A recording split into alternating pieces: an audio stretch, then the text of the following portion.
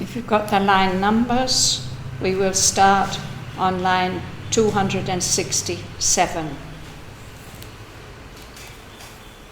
This whole section of the poem is about the sadhana of King Asvapati, who will become the human father of Savitri.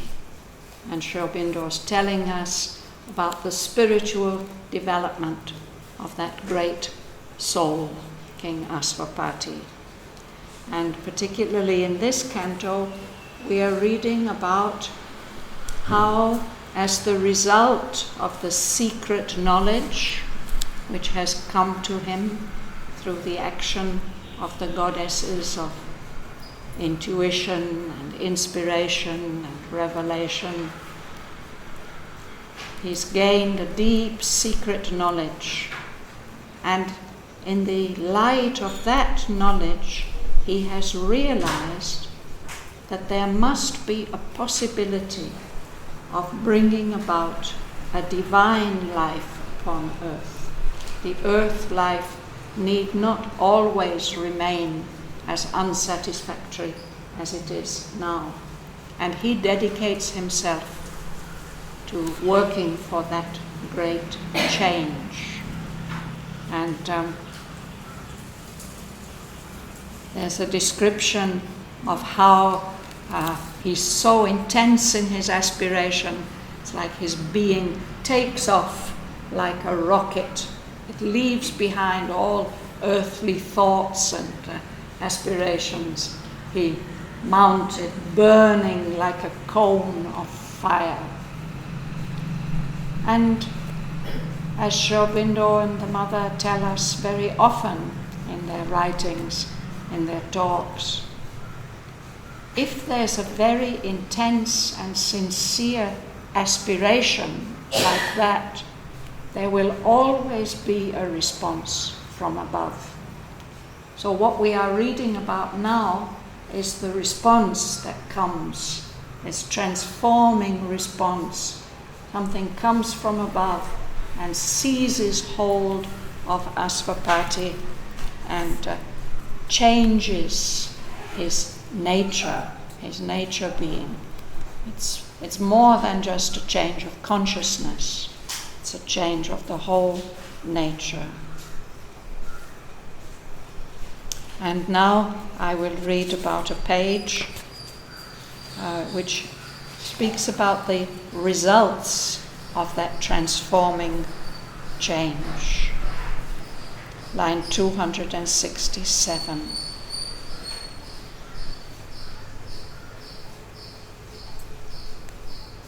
As when a timeless eye annuls the hours, abolishing the agent and the act, so now his spirit shone out, wide, blank, pure. His wakened mind became an empty slate on which the universal and soul could write. All that represses our fallen consciousness was taken from him like a forgotten load. A fire that seemed the body of a god consumed the limiting figures of the past and made large room for a new self to live. Eternity's contact broke the molds of sense. A greater force than the earthly held his limbs. Huge workings bared his undiscovered sheaths. Strange energies wrought, and screened tremendous hands unwound the triple cord of mind and freed the heavenly whiteness of a Godhead's gaze. As through a dress the wearer's shape is seen, there reached through forms to the hidden absolute a cosmic feeling and transcendent sight. Increased and heightened were the instruments.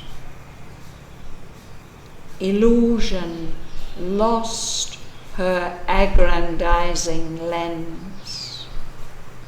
As from her failing hand the measures fell, atomic looked the things that loomed so large.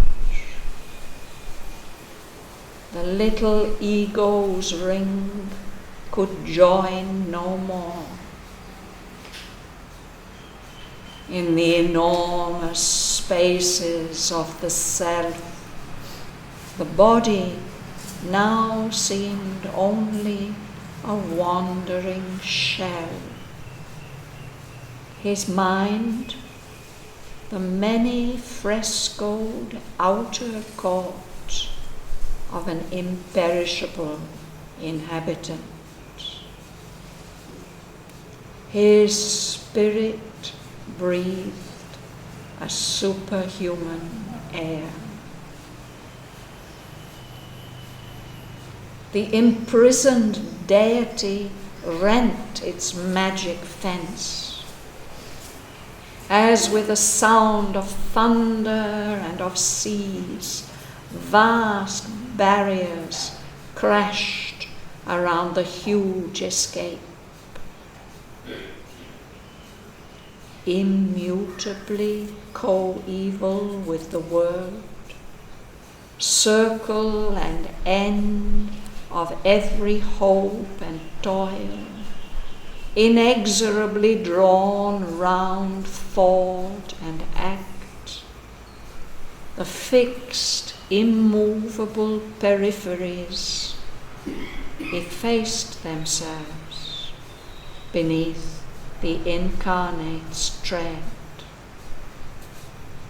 The dire velamen and the bottomless crypt between which life and thought forever move, forbidden still to cross the dim dread bounds. The guardian darknesses, mute and formidable, empowered to circumscribe the wingless spirit in the boundaries of mind and ignorance, protecting no more a dual eternity, vanished, rescinding their enormous role. Once figure of creation's vain ellipse, the expanding zero lost its giant curve. The old adamantine vetoes stood no more. Overpowered were earth and nature's obsolete rule. The python coils of the restricting law could not restrain the swift arisen God. Abolished were the scripts of destiny. There was no small, death-hunted creature more. No fragile form of being to preserve from an all-swallowing immensity. The great hammer beats of a pent-up world heart burst open the narrow dams that keep us safe against the forces of the universe. The soul and cosmos faced as equal powers.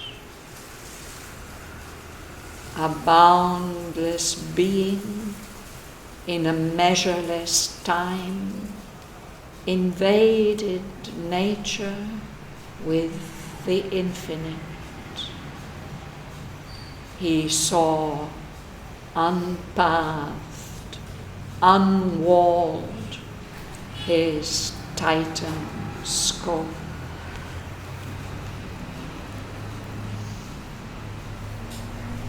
So, lots of difficult words, lots of mysterious images. So let's see how much we can understand.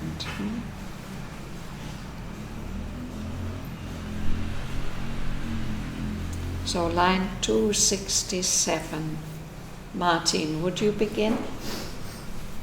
As when a timeless eye annuls the hours, abolishing the agent and the act, so now his spirit shone out, white, blank, pure. Yes. His vacant mind became an empty slate, on which the universal and soul could rise. Thank you. So this is what is happening to King Aswapati as a result of this transforming descent which has come and taken over his whole nature. So Sri Aurobindo refers to an experience. He says the experience when you feel as if a timeless eye, an eye with a capital E, a big eye, annuls the hours. It abolishes time. There are no more hours and moments. It's as if we become aware of a huge eye, a presence above which is watching everything. And that eye is timeless. It's not bounded or limited by anything in time. So when its look annuls the hours, there just isn't any more time anymore. No? So that at the same time, that look, that timelessness abolishes, wipes out the agent and the act. There's no feeling of anybody doing anything. And there's nothing that is being done. So just this timeless state and no limitations of any kind. Usually we are so limited by time and space and the consequences of action. All that is just wiped out by that experience of the timeless I. So Sri Aurobindo says, in the same way now, Aswapati's spirit just shines out, wide, blank, pure. It's just pure, timeless spirit without action. And as a result of that experience, his wakened mind, he's not in trance, he's not in sleep, he's not having a vision. This is his wakened, conscious mind becomes like an empty slate. I don't know whether any of you used to practice with a slate in school, no?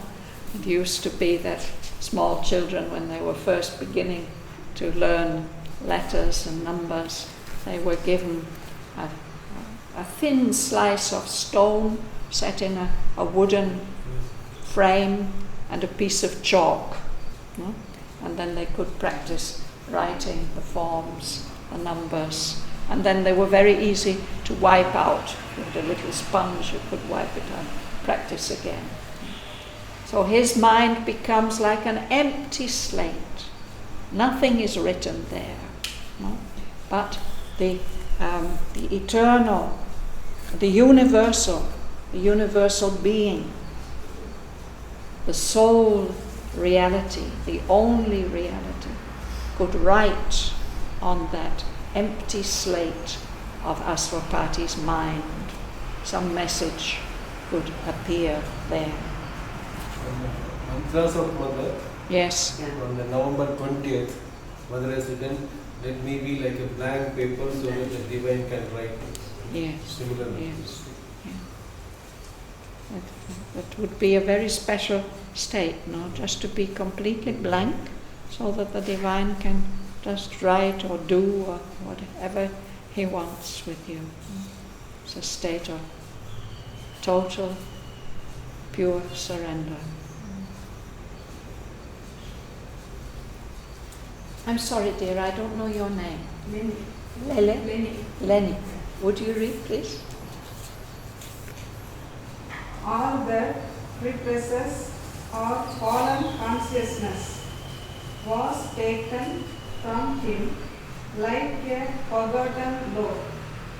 A fire that sealed the body of a god consumed the limiting figures of the past and made large room for a new self to live. To live. To live. Yes. So what he experiences is that all his humanity, everything that represses us, that presses us down and prevents us from reaching a diviner state, there's so much in nature that represses, that keeps pressing down our consciousness, which is not a divine consciousness, but an ignorant consciousness, a fallen consciousness. But all those limitations and weights were just lifted off King Aswapati, like a forgotten load. It's as if he hadn't even noticed that he was carrying a load, and then it's taken off, and oh, suddenly how free. No? And then there's a purifying fire that takes the form of a god, of the god Agni, the fire of aspiration and purification. That fire just eats up all the limiting figures and forms and habits of the past.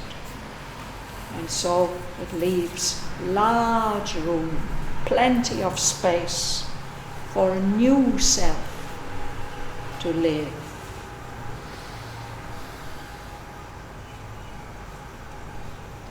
It's been pointed out to me recently how much we live by habit. Over the years, since our childhood, so many habits have been imprinted on us that make our lives possible, relatively easy. And to change that is really very, very difficult. But if this purifying fire of aspiration comes in, all those limiting figures of the past can be consumed, just burned up, and that leaves so much wide room for our spirit, our soul, to build up a new self that expresses it better. But Shraddhavan, I have not question, but I want to tell you something. When suddenly you change some, not you, but when something changes you. Yeah, your habit and everything, you will not understand what is really the work inside you. Is absolutely incredible. And also another form coming. and in the body is incredibly true. For example, morning I do pranayama. When I extend my hand like that, I look inside, but in the maybe subtle physical, I come in very, very, very fast. But it's not easier. Yeah, I think these are some of the exercises which Mother speaks about, that if we seriously want to progress, we have to get rid of all these psychological habits that have been imprinted on us. And she says it's really not easy. And when she gives examples of some of these habits, then you think, well, how could I ever change that? She says, we are convinced that if we go out in the rain, we will get wet. Or if we put our hand into the fire, we will be burned. But it's not necessarily true. If those habitual reactions to the touches of things can be changed, it doesn't need to be like that. But it's also, I give you example. When I listen Mother CD, entretien especially, I discuss with her. I tell Mother, please, I want to not repeat, and answer, coming silence, but in the act, in the suddenly it disappears. It's very, very, very. But I discuss with her also initially. I'm not stay passive and before I am like that. But now I discuss. Mother is there. Today is 29 March. Well, today is the anniversary of the first meeting in the physical of Sri Aurobindo and the Mother. Yes. So Asvapati is having some experience like that of everything being wiped away, so there are no old formations. No, everything is left open for something new to come in, a new self to live. Bhavana. Eternity's contact broke the molds of sense. A greater force than the earthly held his limbs. Huge workings bared his undiscovered sheaths. Strange energies rocked and screamed, tremendous hands, unwound the triple cord of mind and freed the heavenly wideness of a goddess gaze. Yes. So this timeless eye that has looked at him, he feels a touch of eternity, contact with eternity, with the what has no time and no limit. No? And that contact broke the molds of sense. Our way of knowing about the shape of our own body and our contact with the world around us. It comes about through our senses. We have several different senses.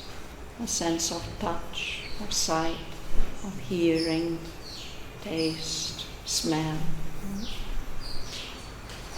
So these are like molds into which consciousness bores so that we can get a picture of our own shape and the world outside our own body. But with this contact with eternity, all those molds are broken.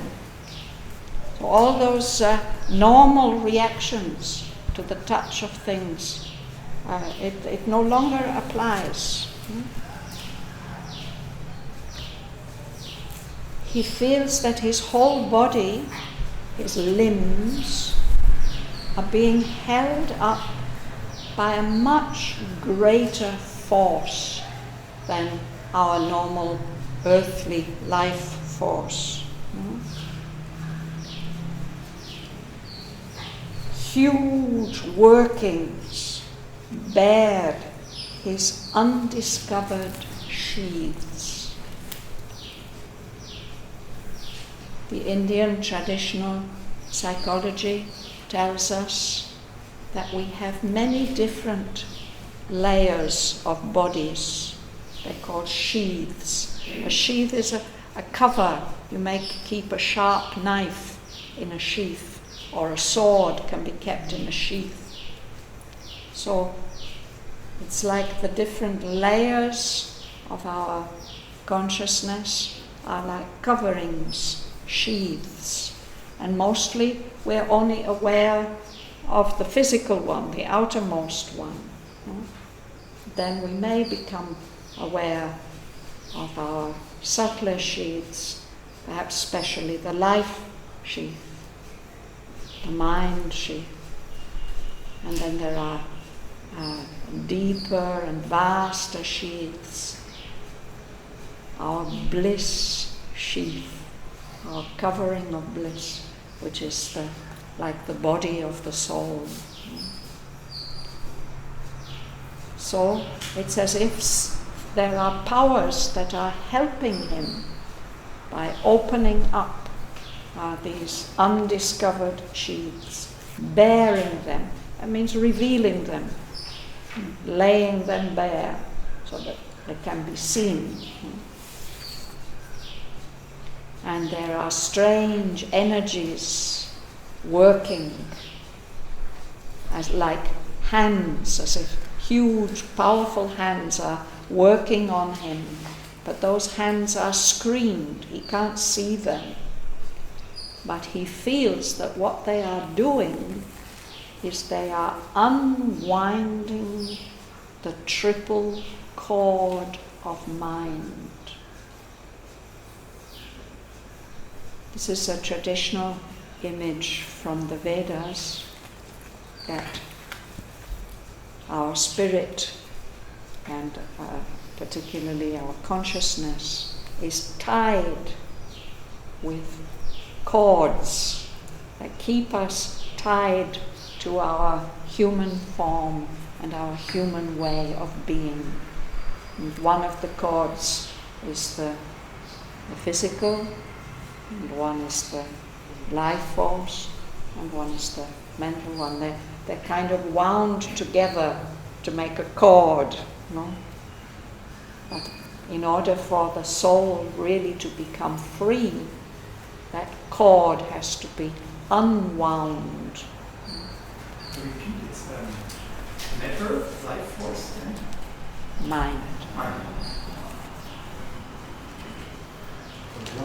So then when it's unwound, then he can see things in a completely different way. It's set free.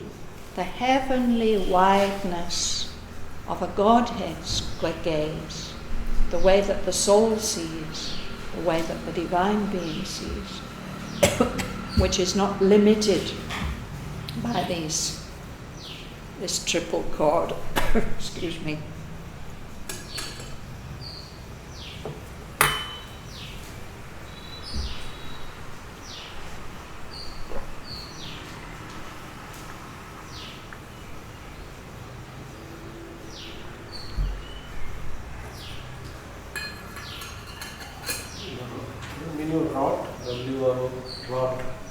Wrought.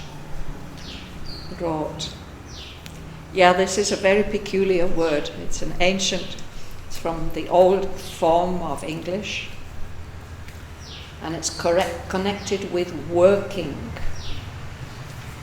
The most familiar usage, we talk about wrought iron. So what is wrought iron? It's iron that is hammered into shapes. So we have railings or gates that are made out of wrought iron.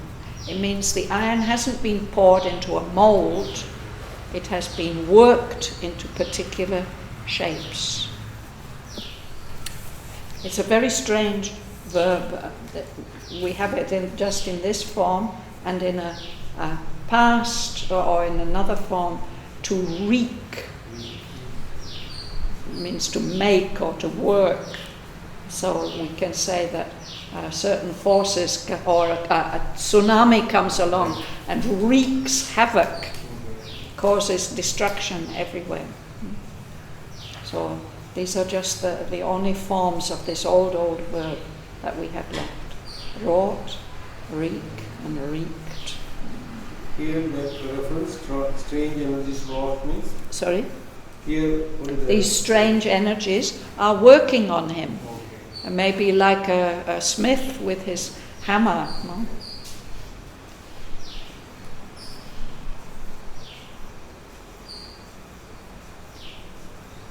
And the Tripulka, anything to the Brahmins wearing the holy thread, no? Puri moon. Yes, but this is something else. This is a cord that's woven of 3 strands. Yeah. There also in Brahmins they have 3 strands. They have 3 strands? 3, after marriage they will wear 6. But I think that must have a different significance. I don't know. We'll have to ask some expert.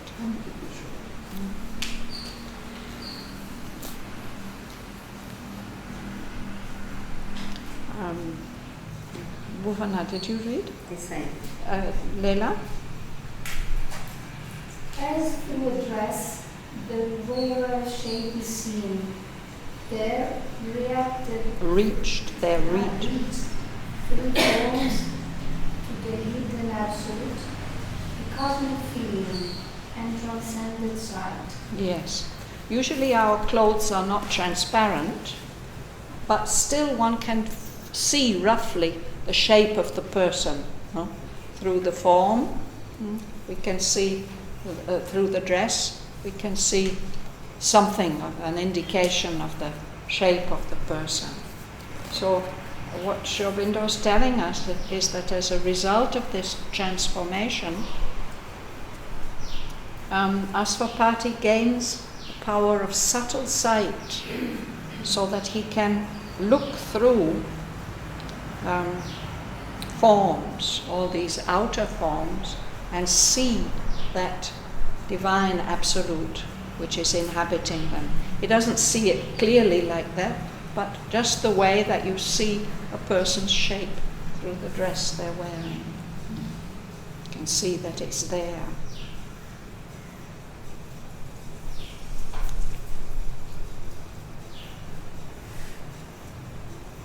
Here he got the cosmic feeling. Yes. According to This universal feeling. These are like new senses. Now we have our senses of sight and feeling, so this is a kind of universal feeling and transcendent sight. So before it is given, because it is contact with the modes of sense. That means the physical senses are broken down, Yes. and he is receiving the new senses. He gets new senses, yes. Or the existing senses are given much greater scope. The limits are changed. So who will read next? Ganga Lakshmi. Increase and heighten resonance strings. Illusion lost their grand pleasing words, as former feeling and the measures fell. Atomic look the thing that loomed so large. Yes. So it means all his instruments of perception and knowledge become much more powerful, heightened, and more sensitive. Increased and heightened. Heightened means sensitive. No? All the instruments of knowledge. And the power of illusion.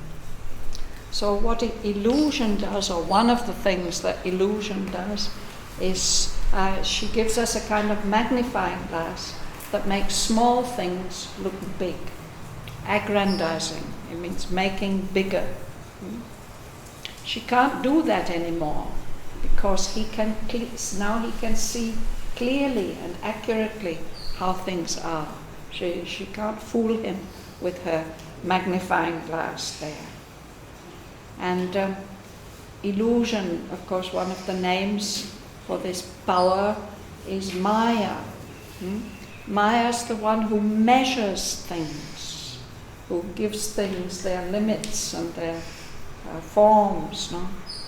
But with this new perception that has come to King Ashwapati, it's as if all those tools that she uses for measuring, they just fall from her hands. No? And that means that things that had looked very big and powerful and important suddenly are tiny, atomic, almost invisible.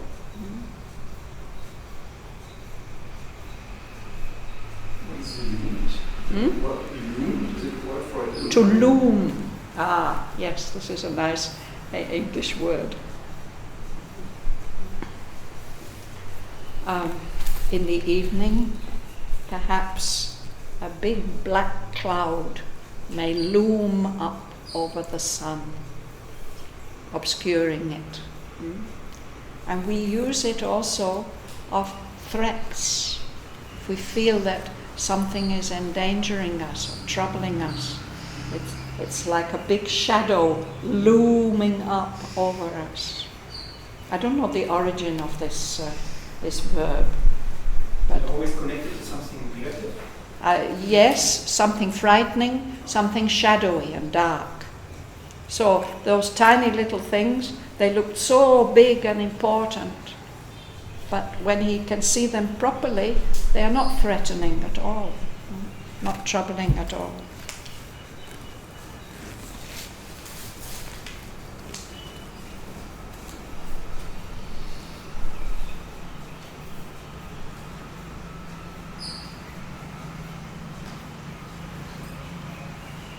I'm sorry, dear, I've forgotten your name. I've forgotten your name. You told me, but I've forgotten. So, Pronunciation, the little ego's ring would join no more. yes. In the Enormous. huh? Enormous. enormous space of the self. The body now seemed only a wandering self. His mind the many frescoed outer court of an imperishable inhabitant. His spirit breathed a superhuman air. Thank you. So, this little ring that limits our consciousness, our sense of individuality, so it's like a little ring, no? And there we are, confined, stuck inside it. No? But that has been opened up. It can't contain King Ashwapati anymore. The little ego's ring could join no more. It's as if it's been broken, like a ring that's been broken, can't close anymore. No? So he experiences these enormous spaces of the self, vast, immense spaces. And in those spaces of his consciousness, of his self, of his being, the body now appears like just a kind of crust, an outside crust, a shell. And that shell, of course, it moves around, the body moves around, but it doesn't have anything inside it, it's just empty substance. No?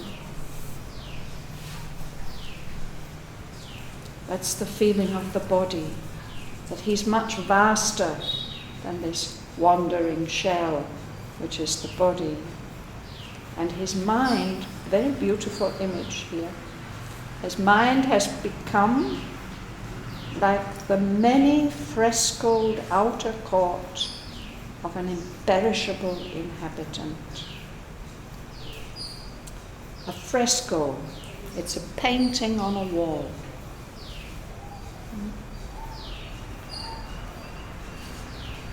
So maybe the mind appears like that, like the wall of a courtyard, that's been beautifully painted on the inside. Many frescoes. There's all kinds of pictures. But that's just the entrance way, the courtyard. And all this belongs to an imperishable inhabitant. The frescoes can fade and fall off the walls, and the courtyard can get ruined. But the one who is dwelling within it and enjoying it, he's imperishable. He will always be there. And inhabitant can be called a soul? Soul. This will be the soul. The soul or the spirit, or both. So the many frescoed outer court of an imperishable inhabitant. And then his spirit breathed a superhuman air. Again, it's this sense of freedom. There's nothing limiting or confining. No. Outer court, last week we read about the vestibule. Is it similar? Yes, it's something similar to that. We would say a courtyard. No? There's the gateway, and then there's an open courtyard with the buildings around it, and you can go here and there.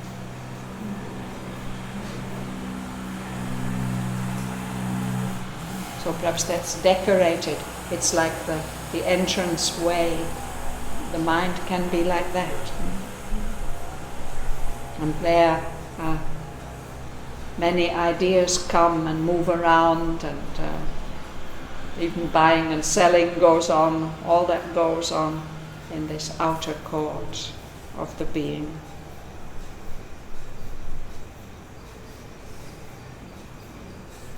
So who will read next? You read, Joel? No, please.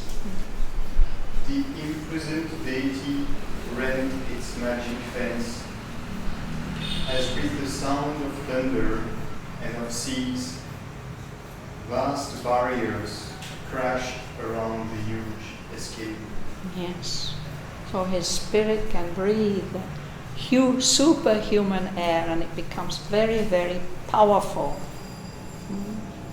So the imprisoned deity, the divine part that's imprisoned in the body, it rents, it tears apart that fence, a magic fence, because only some kind of enchantment can keep the deity confined like that.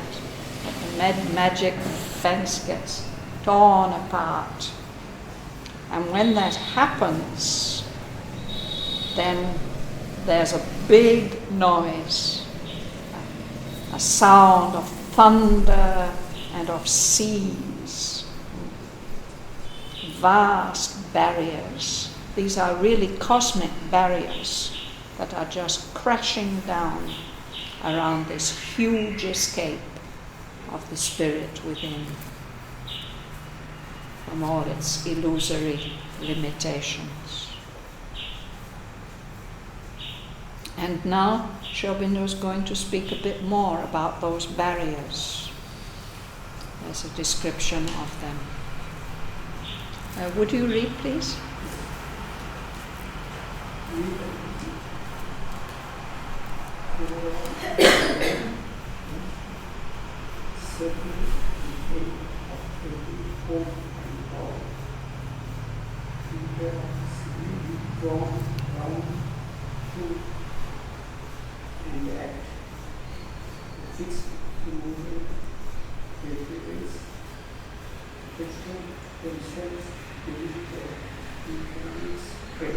Yes.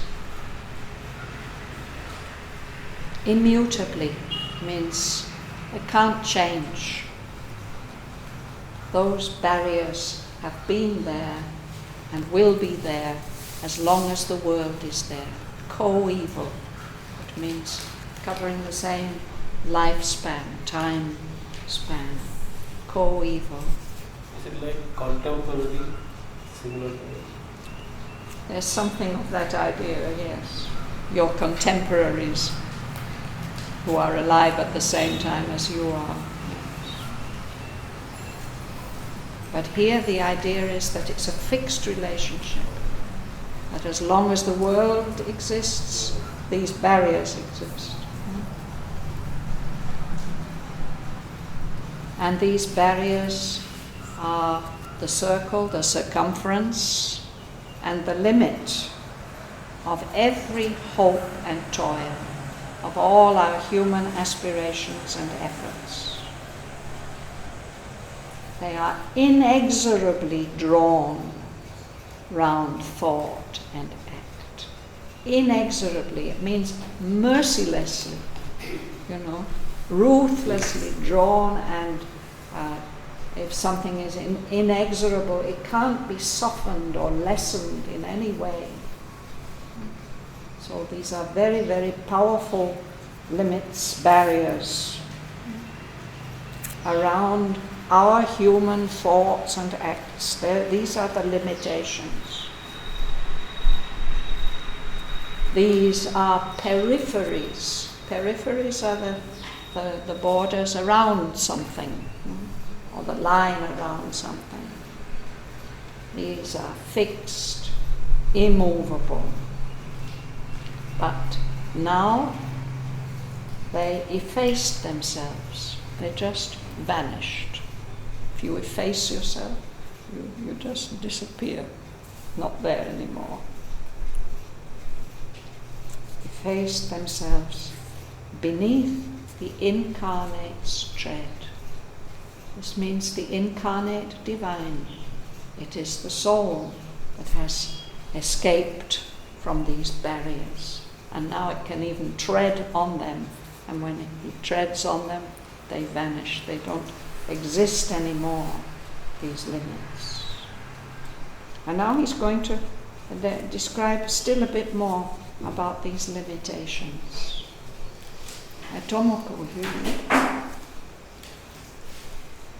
the dire villany and the bottomless crypt, between which life and thought forever move, forbidden still to cross the dim, dread bounds, the garden darknesses, mute and formidable,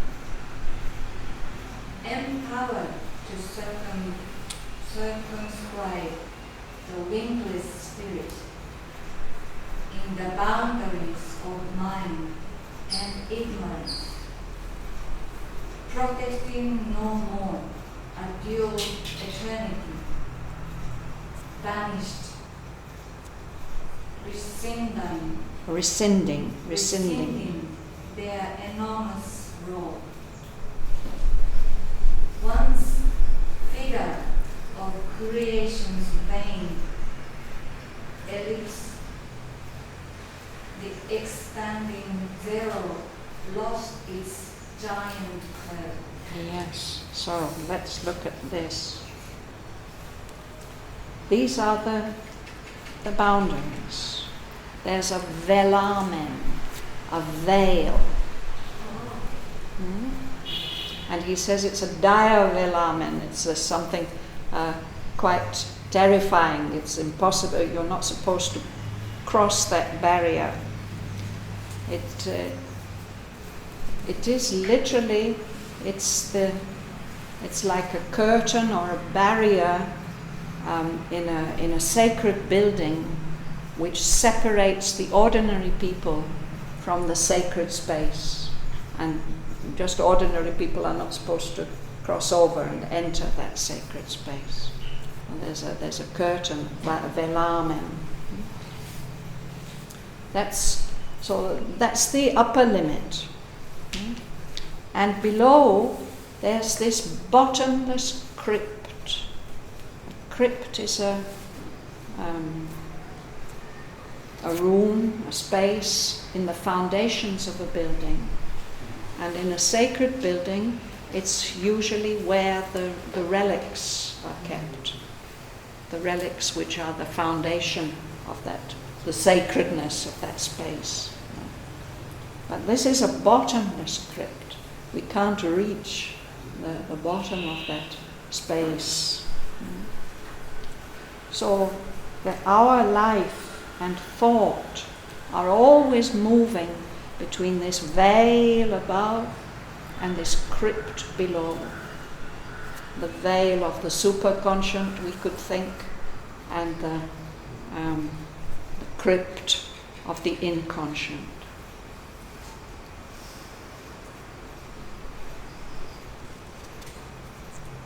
So our life and thought forever move between those two immovable peripheries.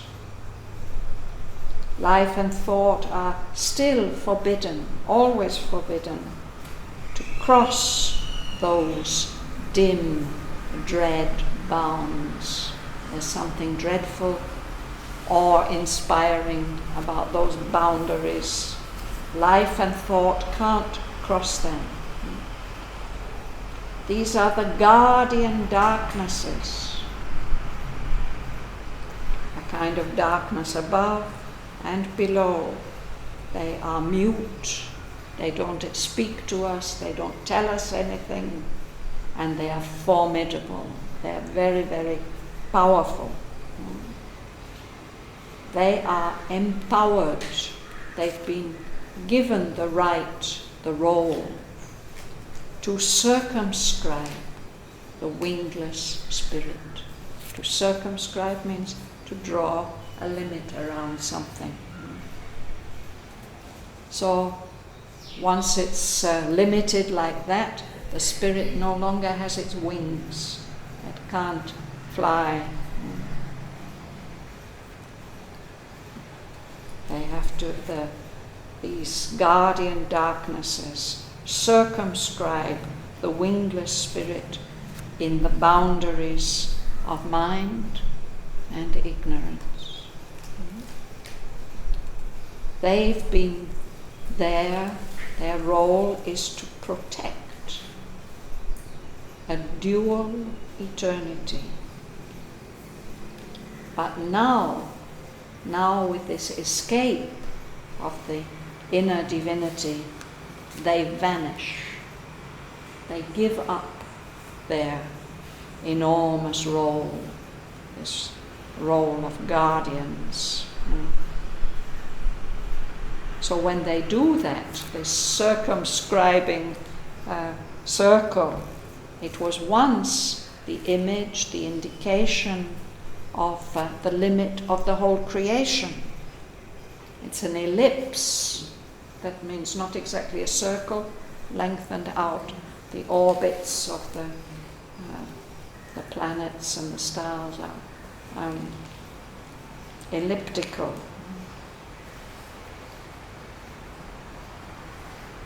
It was an expanding zero, like our universe, expanding, getting bigger and bigger, a zero, an emptiness. Now it loses its giant curve. There's no more limit. There's no more emptiness. What is the dual eternity? Sorry? What is the dual eternity? Yes, what does he mean by an dual eternity?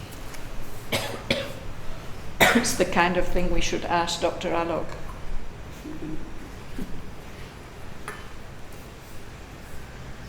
There are very few people left to whom one can ask questions like these.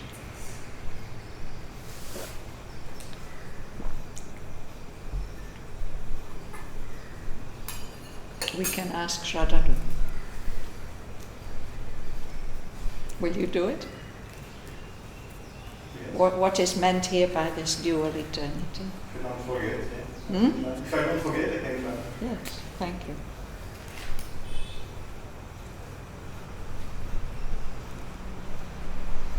What does it mean, Shraddhavan, eternity? That's just what Joel was asking me, and I was saying that I am not sure what it means, and I mentioned that there are very few people left whom one could ask. We could have asked Norini, or we could have asked Amal Kiran, or we could have asked Arindam Basu. He was the last one who was left that I felt I can ask. But now, so I requested Joel to ask Shraddhavan.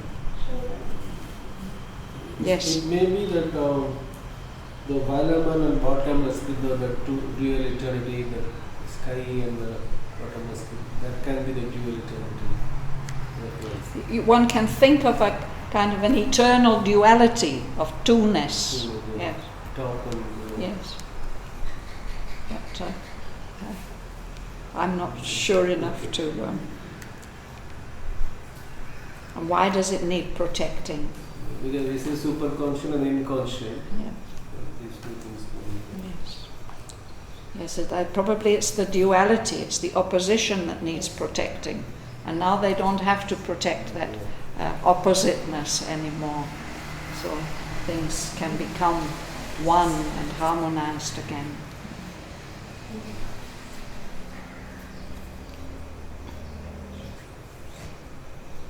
Who's next? Sebastian? The old adamantine vetoes stood no more. Overpowered were earth and nature's obsolete rule. The python coils of the restricting law could not restrain the swift risen God. Abolished were the scripts of destiny. Thank you. So the old adamantine vetoes. Adamantine, it's connected with diamond. It's the hardest, densest substance. And if somebody's adamant, you will never get him to change his mind. It's something very resistant and hard. So the adamantine vetoes,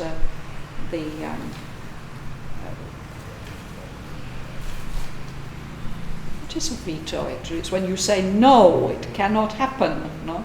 So those commands, those denials, now they can't prevail any longer. And the rule of earth and of nature is obsolete. It no longer applies. The spirit has become free of that.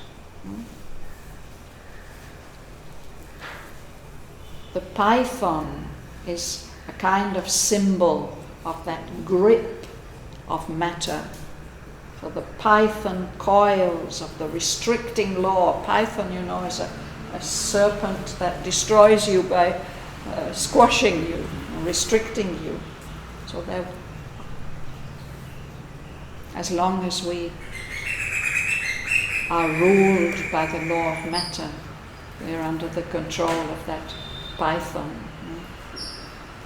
But for Asvapati, it no longer has any power. It can't restrain him, because he's just escaped. The swift arisen God has escaped from all these limitations of the material manifestation. So all those scriptures and rules and regulations about destiny, about the laws of consequence and effect, and cause and effect and consequence and karma, gone. They don't apply anymore. Alice. There was no small death unto the creature born, no fragile form of being to preserve from an all-swallowing immensity. This is the ego's little ring.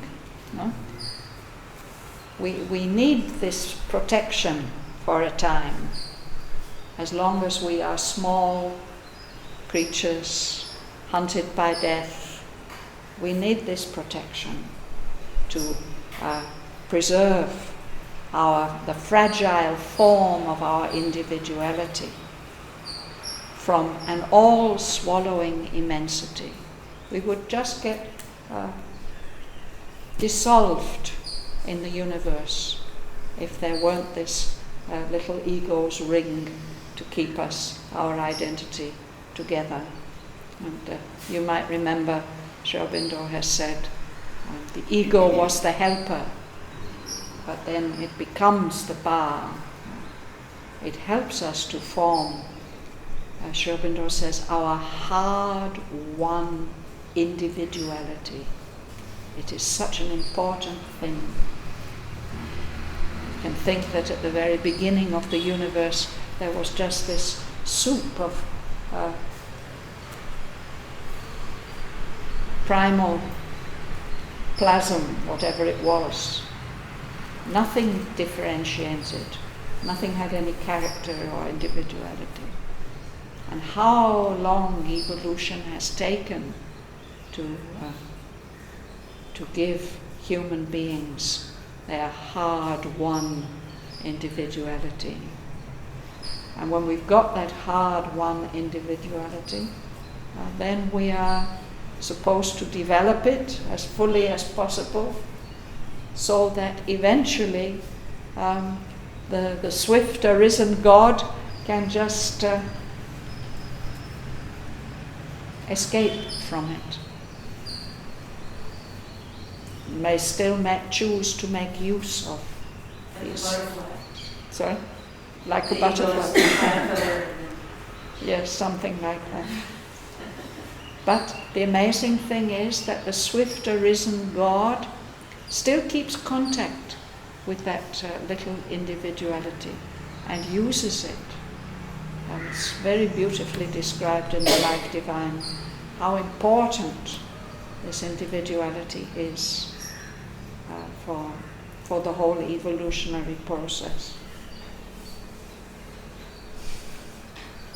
But that's what we are at the moment, fragile forms of being who need to be preserved from an all-swallowing immensity.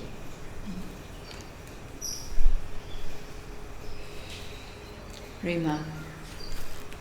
The great harmonies over them upward heart burst open the narrow drums that keep us safe against the forces of the universe. Yes. So there's a heart that's beating so powerfully that it breaks the barriers, the dams, the narrow dams that keep us safe against the forces of the universe. This is the function of the chakras. They are entrances through which we can come in contact with other worlds.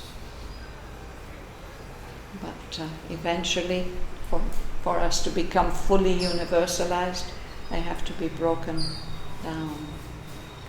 And there's, in the agenda, we find Mother's beautiful description of these heartbeats, these powerful heartbeats. No? Is it April 1962? Sorry? Is it April 1962, Mother's experience of these pulsations, tremendous, powerful pulsations of love, shaking apart the universe? Anyway. 1962, but April, 13 April. 13. Pent up. Pent up, yes. Something that's pent up is confined, it can't move freely. So if something is pent up, for example, if steam is pent up, if you put the lid on the pressure cooker, then the steam gets pent up inside and it becomes more and more and more powerful until it blows the lid off. So pent up feelings. You have pent up feelings. You don't express your feelings, you think you should not, but then suddenly they erupt like a volcano. Exactly a volcano, all the magma is pent up there and it will come out.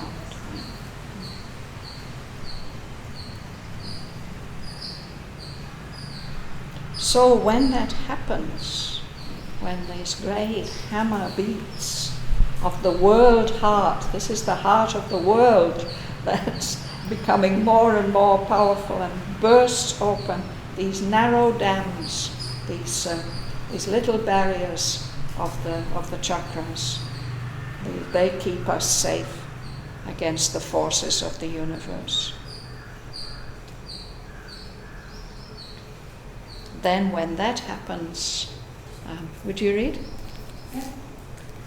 The soul and cosmos face as equal powers, a boundless being in measureless time, invade nature with the infinite. His soul untouched, unbold, his titan scope. Thank you. So it means the individual soul and the whole universe face each other, see each other as equal powers. We always think of the individual as so small compared to the universe. But Sri Aurobindo says that's part of our illusion. It's not like that. The individual soul and the universe are different, we can say, expressions of the Supreme Divine, who takes the three forms: transcendent, universal, individual. Each of them are his equal expressions. They're equal powers. So when he realizes and experiences that, he becomes a boundless being in a measureless time. And that boundless being invades the human nature with the infinite. So Asvapati can see his titan scope, his superhuman possibilities, unpathed, trackless. Nobody's been there before. And unwalled. There are no limits, no barriers stretching out in front of him.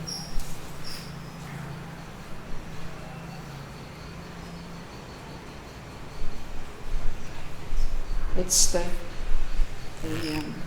it's reaching a kind of a milestone, a special point in his sadhana.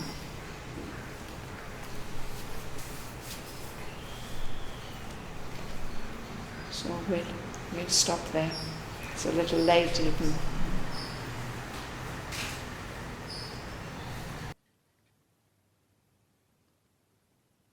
As when a timeless eye annuls the hours, abolishing the agent and the act, so now his spirit shone out wide, blank, pure. His wakened mind became an empty slate on which the universal and soul could write. All that represses our fallen consciousness was taken from him like a forgotten load. A fire that seemed the body of a god consumed the limiting figures of the past and made large room for a new self to live. Eternity's contact broke the molds of sense. A greater force than the earthly held his limbs. Huge workings bared his undiscovered sheaths. Strange energies wrought and screened tremendous hands, unwound the triple cord of mind and freed the heavenly wideness of a Godhead's gaze. As through a dress the wearer's shape is seen, there reached through forms to the hidden absolute a cosmic feeling and transcendent sight. Increased and heightened were the instruments. Illusion lost her aggrandizing lens, as from her failing hand the measures fell, atomic looked the things that loomed so large. The little ego's ring could join no more. In the enormous spaces of the self, the body now seemed only a wandering shell. His mind, the many frescoed outer court of an imperishable inhabitant. His spirit breathed a superhuman air.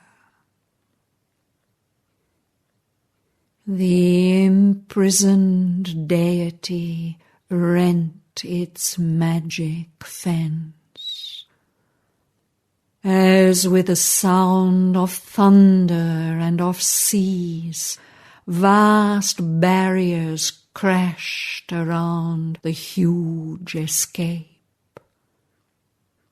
Immutably coeval with the world, circle and end of every hope and toil, inexorably drawn round thought and act, the fixed, immovable peripheries effaced themselves beneath the incarnate's tread. The dire velamen and the bottomless crypt between which life and thought forever move, forbidden still to cross the dim dread bounds. The guardian darknesses, mute and formidable, empowered to circumscribe the wingless spirit in the boundaries of mind and ignorance, protecting no more a dual eternity, vanished, rescinding their enormous role. Once figure of creation's vain ellipse, the expanding zero lost its giant curve. The old adamantine vetoes stood no more. Overpowered were earth and nature's obsolete rule. The python coils of the restricting law could not restrain the swift arisen God. Abolished were the scripts of destiny. There was no small death-hunted creature more, no fragile form of being to preserve from an all-swallowing immensity. The great hammer beats of a pent-up world heart burst open the narrow dams that keep us safe against the forces of the universe. The soul and cosmos faced as equal powers. A boundless being in a measureless time invaded nature with the infinite. He saw unpathed, unwalled his Titan scope.